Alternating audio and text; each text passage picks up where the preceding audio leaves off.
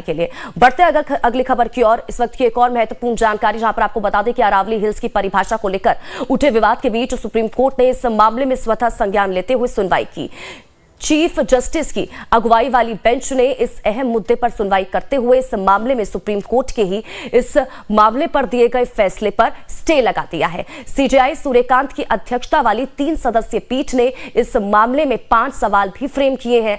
Bench में justice जेके महेश्वरी और justice Augustine George मसीह भी इसमें शामिल हैं। सीजेआई की अगुवाई वाली पीठ ने इससे पहले 20 नवंबर को सुप्रीम कोर्ट ने अरावली पहाड़ियों और रेंज की एक समान और वैज्ञानिक परिभाषा को मंजूरी दी थी। साथ ही दिल्ली, हरियाणा, राजस्थान और गुजरात में फैले अरावली क्षेत्र में विशेषज्ञों की रिपोर्ट आने तक नई खनन लीज देने पर रोक लगा दी थी। सुप्रीम कोर्ट अब 21 जनवरी 2026 को इस मामले पर सुनवाई करेगा।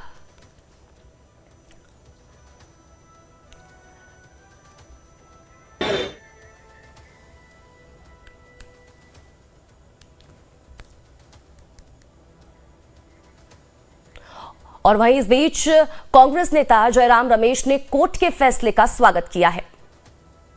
नहीं, हमारी पार्टी भारतीय राष्ट्रीय कांग्रेस तो आज के सुप्रीम कोर्ट के आदेश का स्वागत करती है। जो परिभाषा बदलने की कोशिश की गई थी मोदी सरकार द्वारा कि अरावली पर्वत वाला जो 35 जिले से जाती है और 4 राज्यों में है, दिल्ली, राजस्थान, हरियाणा और गुजरात, और पर्यावरण के संदर्भ में, पर्यावरण के नज़रिए से बहुत संवेदनशील इकोलॉजी है, ये इकोसिस्टम है। इसकी परिभाषा बदलने में लगे हुए थे कि सिर्फ 100 मीटर के ऊपर जो पर्वत हैं उनको अरावली कहा जाना चाहिए। इसका मकसद तो एक ही था कि खनन जो खान हैं, जो खान के भंडार हैं, जो माइंस हैं, माइनिंग एक्टिविटी हैं, बिल्डिंग, कंस्ट्रक्शन, रियल एस्टेट और सभी को और बढ़ावा दें अरावली में। पहले से ही अरावली बहुत नुकसान स्थिति में है। आप देख रहे हैं अरावली में हरियाली बहुत कम हो गई है, इरोड हो गया है, विनाश हुआ है कई जगहों में।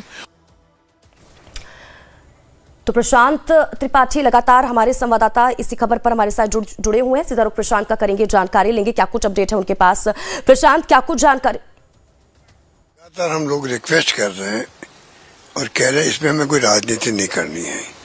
हमें बहुत ही प्रसन्नता है कि आज सुप्रीम कोर्ट ने स्टे कर दिया। हम उसका स्वागत करते हैं और हम उम्मीद करते हैं कि सरकार भी समझ जाएगी कि जनता क्या चाहती है।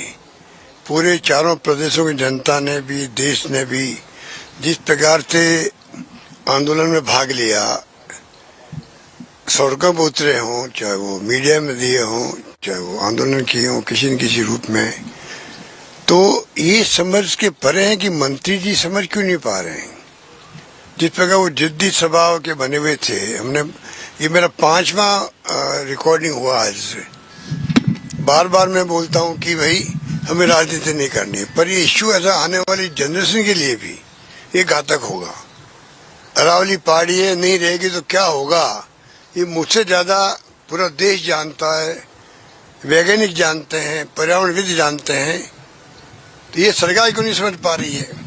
अब मुझे उम्मीद है कि जो सुप्रीम कोर्ट ने 2-2 का आज फैसला दिया है, पहली सुनवाई के अंदर शियो मोटो केस अपने हाथ में लेकर के स्टे किया है, इसके अपने मायने होना ये समझना चाहिए। मैं उम्मीद करता हूँ कि नए सिरे से जो प्रस्ताव जाएगा उसमें स्वतः इस बात का आभास होगा कि सरकार की अप्रोच बदली है पब्लिक इंटरेस्ट के अंदर।